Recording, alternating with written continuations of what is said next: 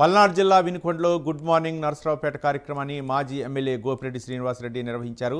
స్థానిక వినుకొండ రోడ్లో జనగణ కాలనీని పరిశీలించిన వైసీపీ ప్రభుత్వంలో 100 ఎకరాల్లో 5,000 మందికి పట్టాలు ఇచ్చామని, సుమారు 500 కుటుంబాలు ఉంటున్నాయని తెలిపారు. కాలనీలో లైట్లు, రోడ్లు, మంచినీరు లేక ఇబ్బంది పడుతున్నారని, ప్రభుత్వం మౌలిక వసతులు కల్పించాలని డిమాండ్ చేశారు గోపిరెడ్డి.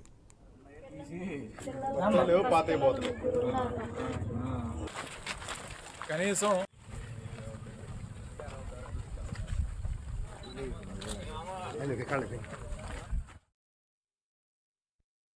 జగన్మోహన్ రెడ్డి గారి హయాంలో పేదలకి ఇళ్ల పట్టాలు ఇచ్చే కార్యక్రమంలో భాగంగా దాదాపు 110 ఎకరాలు ఇక్కడ సేకరించి 5,001 మందికి ఇక్కడ ఇళ్ల పట్టాలు ఇచ్చే కార్యక్రమం చేయటం, అదేవిధంగా ఇళ్ళు కూడా దాదాపు 1000 మంది పైగా ఇళ్ళు నిర్మాణం చేసుకోవడం జరిగింది. కొన్ని ఫౌండేషన్లు ఉన్నాయి, కొన్ని స్లాబ్లు ఉన్నాయి. దాదాపు 500 నుంచి 600 కుటుంబాలు ఇక్కడ నివసిస్తూ ఉన్నాయి.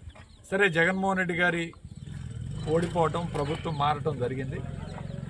ఈ 18 నెలల నుంచి కూడా ఇక్కడ దాదాపు రోడ్లు దయనీయ పరిస్థితిలో ఉన్నాయి. వర్షం పడిందంటే ఈ రోడ్ల మీద వెళ్ళే పరిస్థితి లేదు, నడిచే పరిస్థితి కూడా లేదు. బండ్లు మాట పక్కన పెట్టండి, ఇది 2 వీలర్ కానీ ఆటోలు కానీ అసలు నడిచే పరిస్థితి లేదు, బండ్ల మీద పోయే పరిస్థితులు. మెయిన్ రోడ్ ఏదైతే ఉందో ఇక్కడి నుంచి ఉప్పలపాడు వినుకొండ టు నర్సరావుపేట రోడ్ ఏదైతే ఉందో మెయిన్ రోడ్ దాకా కూడా చాలా భయంకరంగా గుంతలతో ఈరోజు బండ్లు కూడా పాడయ్యే పరిస్థితి ఉందని చెప్పి ఇప్పుడే చెప్తా ఉన్నారు ఇక్కడ నివసించేవాళ్ళు. ఇది రోడ్ల పరిస్థితి చాలా దయనీయంగా ఉంది. రాత్రిపూట అసలు బండి మీద పోయే పరిస్థితి లేదు, నడిచే పరిస్థితి లేదు, లైట్లు లేవు. ఇప్పుడు ఏదైతే మున్సిపాలిటీ వాళ్ళు పోయిన లైట్లు